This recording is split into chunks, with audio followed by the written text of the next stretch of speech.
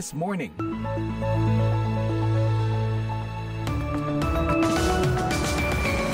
Dari Ibu Kota Amerika, Washington DC. Halo, apa kabar? Selamat pagi. VOA This Morning kembali hadir untuk Anda pagi ini, Kamis 30 Januari 2025. Dan siap mengantarkan beragam laporan. Dari Gedung Putih, pemerintahan Presiden Amerika Donald Trump membekukan hampir semua bantuan pembangunan luar negeri. Banyak yang memperingatkan, langkah tersebut mengancam begitu banyak orang di seluruh dunia. The Secretary General notes with concern the announcement of a pause in U.S. foreign assistance. Laporan lain juga dari Washington, Presiden Amerika Donald Trump mendesakkan diakhirinya hak kewarganegaraan berdasarkan kelahiran. Tidak semua orang yang lahir di Amerika mendapat kewarganegaraan. Originally, it was to ensure that Black slaves were able to get citizenship. Selain kedua laporan itu, kami akan menyampaikan pula laporan dari tanah air. Komnas HAM Papua menilai rencana pemerintah untuk memberi amnesti kepada mereka yang terlibat kelompok kriminal bersenjata atau KKB tepat dan strategis. Saya Karina Amkas, kita buka yuk jendela VOA This Morning dengan berita dunia disampaikan Leonard Triono. Selamat pagi mendengar. Instruksi Presiden Donald Trump untuk mengakhiri kewarganegaraan berdasarkan kelahiran di Amerika telah memicu perdebatan hukum dan politik yang menimbulkan pertanyaan tentang amandemen ke-14 Konstitusi Amerika dan sejauh mana kekuasaan Presiden. Amandemen tersebut menjamin kewarganegaraan bagi siapapun yang lahir di bumi Amerika. We're the only country in the world that does this with birthright, as you know. And it's just salah satu-satunya negara di dunia yang menerapkan hak kelahiran ini seperti yang Anda ketahui, dan itu benar-benar konyol. Namun Anda tahu, kita lihat saja nanti. Menurut saya, kita memiliki dasar yang sangat kuat dan orang-orang tertentu telah ingin melakukan ini selama beberapa dekade, kata Donald Trump ketika menandatangani instruksi Presiden pada hari pertamanya menjabat. Polisi Australia mengatakan pada hari Rabu bahwa mereka telah menggagalkan rencana serangan antisemit setelah mereka menemukan sebuah karavan yang berisi bahan peledak dalam peningkatan ancaman terhadap komunitas Yahudi yang oleh pihak berwenang disebut terorisme. Wakil Komisaris Polisi New South Wales, David Hudson, mengatakan dalam sebuah jumpa pers bahwa karavan tersebut ditemukan pada tanggal 19 Januari di Dural, sebuah daerah pinggiran sekitar 36 km arah barat laut dari kota Sydney. Karavan itu berisi sejumlah bahan peledak dan ada beberapa indikasi bahwa bahan peledak tersebut mungkin akan digunakan dalam beberapa bentuk serangan antisemit, kata Hudson dalam sebuah jumpa pers. Ancaman tersebut telah sepenuhnya diatasi dan tidak ada ancaman lebih lanjut terhadap komunitas Yahudi, tambahnya.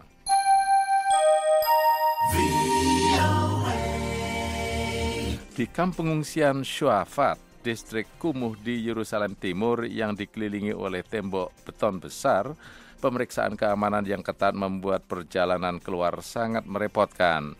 Namun saat ini mereka yang tinggal di dalam kamp masih memiliki akses ke klinik dan sekolah yang dikelola PBB. Karena tidak adanya layanan kota, Badan Perserikatan Bangsa-Bangsa untuk Pengungsi Palestina yang dikenal sebagai UNRWA menyediakan layanan kesehatan dan pendidikan gratis yang layak bagi penduduk Shuafat. UNRWA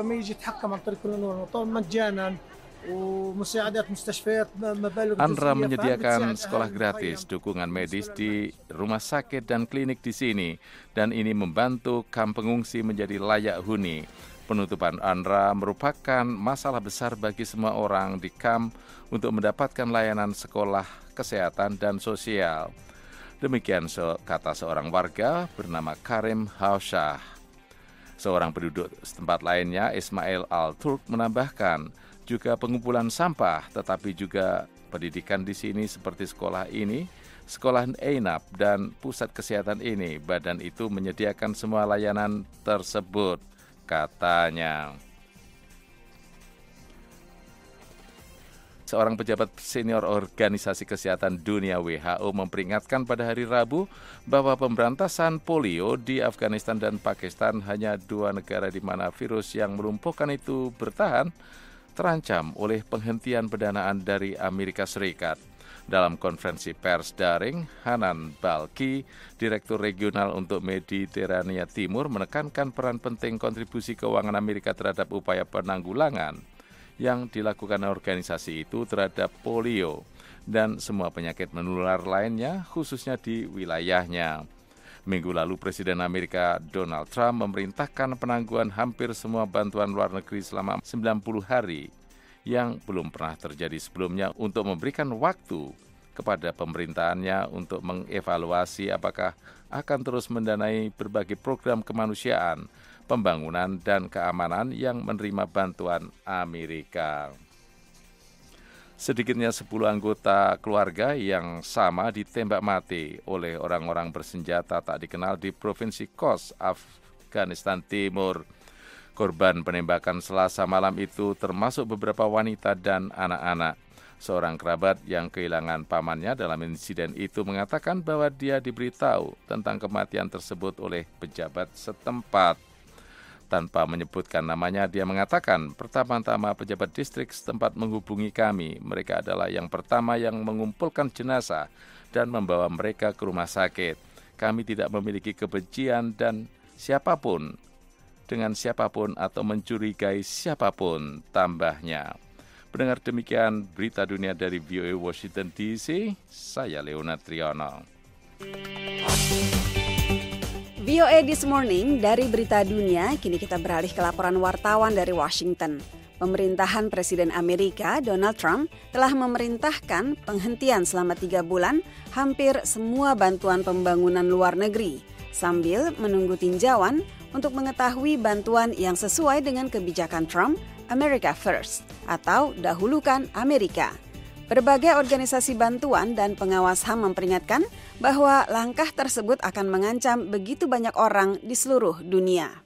Amerika mengeluarkan hampir 70 miliar dolar bantuan luar negeri dalam tahun fiskal 2023. Sebagian besar disalurkan melalui Badan Pembangunan Internasional Amerika, USAID. Amerika adalah pemberi bantuan kemanusiaan terbesar di dunia dan pemimpin global dalam pencegahan dan pengobatan HIV. Samantha Power, mantan administrator USAID, mengatakan badan tersebut menanggapi 84 krisis kemanusiaan di 66 negara. Dengan goresan penanya, Presiden Donald Trump membekukan semua kecuali bantuan pangan yang paling diperlukan sebagai bagian dari langkahnya untuk menyelaraskan kembali kebijakan luar negeri Amerika dengan kebijakannya America First. Instruksi Trump itu menghentikan kewajiban baru dan pengucuran dana bantuan pembangunan selama 90 hari, selagi bantuan itu ditinjau kembali, kata juru bicara Gedung Putih Caroline Leavitt. Past 4 years, we've seen the Biden administration spend money like drunken sailors. Selama 4 tahun terakhir, kita telah melihat pemerintahan Biden mengeluarkan uang seperti pelaut yang mabuk. Inilah alasan besar kita mengalami krisis inflasi di negara ini. Dan pemerintahan ini wajib untuk memastikan, sekali lagi, bahwa setiap sen yang dikeluarkan itu dipertanggungjawabkan dengan jujur.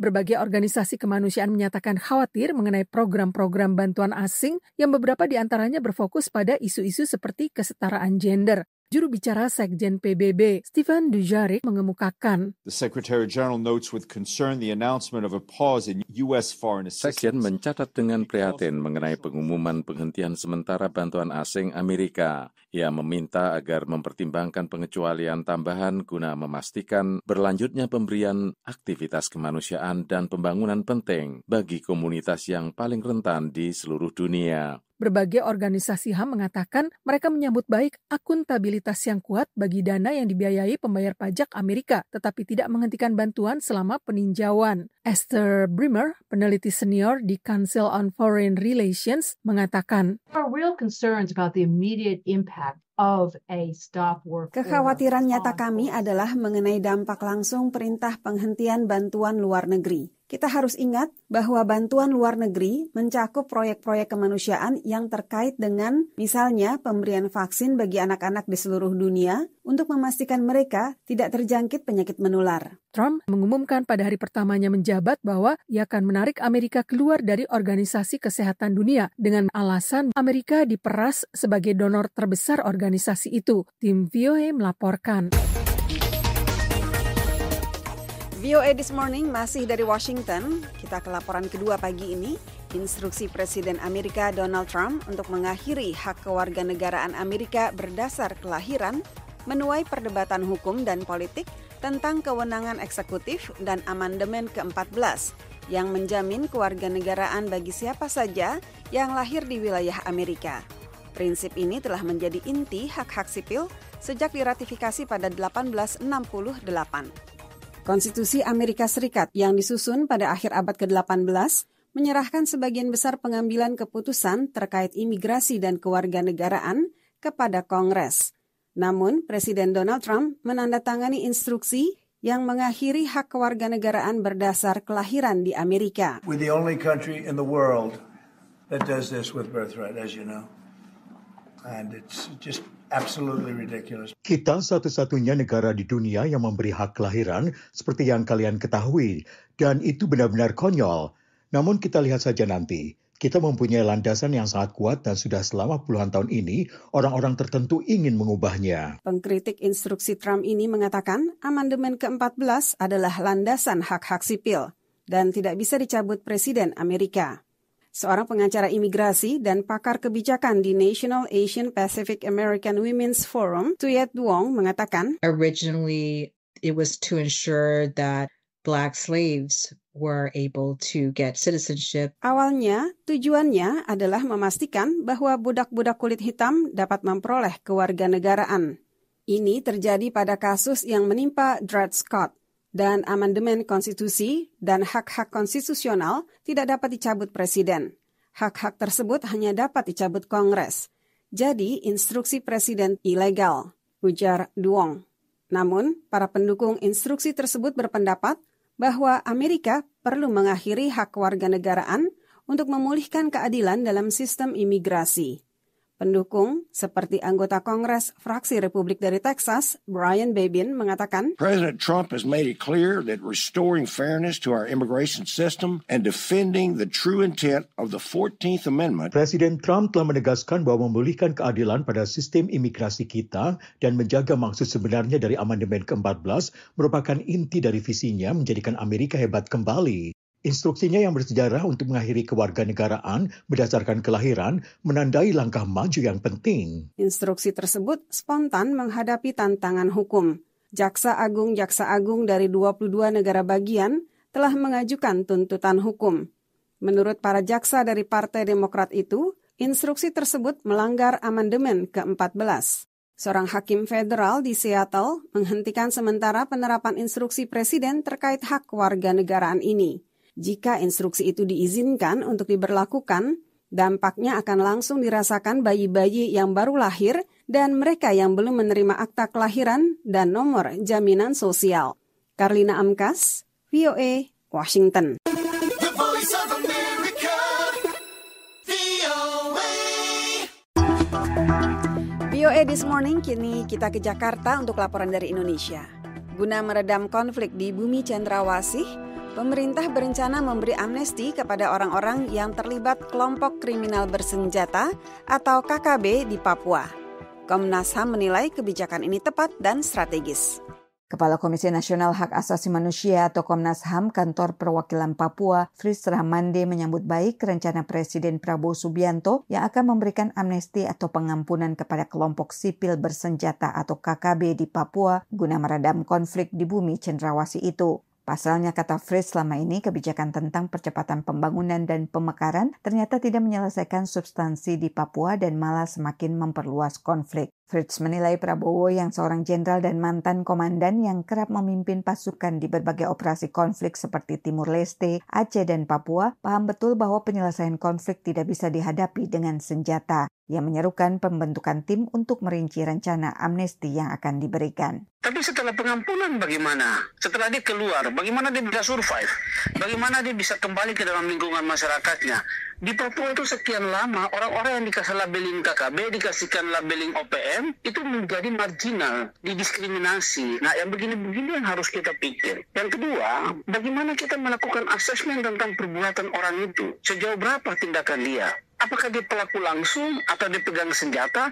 Itu juga yang harus dikasih assessment supaya pengampunan itu juga tetap menjunjung prinsip-prinsip hak asasi manusia. Tim asesmen atau penilai ini tambahnya sedianya diisi oleh orang-orang yang berpengalaman, memiliki relasi dan diterima baik oleh pemerintah, kelompok sipil bersenjata dan juga masyarakat sipil atau faksi-faksi yang ada di Papua sehingga dapat memberikan masukan kepada Presiden secara komprehensif. Namun sebaliknya, Ketua Perhimpunan Bantuan Hukum dan Hak Asasi Manusia atau PBHI Julius Ibrani menolak rencana pemberian amnesti karena menurutnya yang seharusnya dilakukan adalah evaluasi terbuka terhadap tindakan-tindakan represif dan pelanggaran hukum yang dilakukan aparat. Agar terjadi rekonsiliasi, maka pertama harus mengakui kesalahan yang dilakukan itu dulu. Amnesti itu kan tidak mengakui kesalahannya. Justru orang yang diberi amnesti itu dia harus mengakui kesalahannya. Ketua Dewan Perwakilan Rakyat Puan Maharani mengatakan Presiden Prabowo mempunyai kewenangan untuk memberikan amnesti dan abolisi kepada terpidana konflik di Papua dan ia yakin Presiden telah melakukan kajian cermat sebelum menyampaikan wacana itu. Sebelumnya Menteri Koordinator Bidang Hukum, Hak Asasi Manusia, Imigrasi dan Pemasyarakatan Yusril Iza Mahendra baru-baru ini mengatakan rencana pemberian amnesti untuk kelompok bersenjata di Papua sudah dibahas dalam rapat terbatas dengan Presiden Prabowo Subianto. Salah satu usulannya mengemuka adalah kemungkinan memberikan amnesti bagi mereka yang terlibat dalam kekerasan bersenjata di Papua. Bahkan tidak hanya bagi mereka yang ada di dalam negeri, tapi juga di luar negeri. Dari Jakarta, Fatia Wardah melaporkan untuk VOA Washington.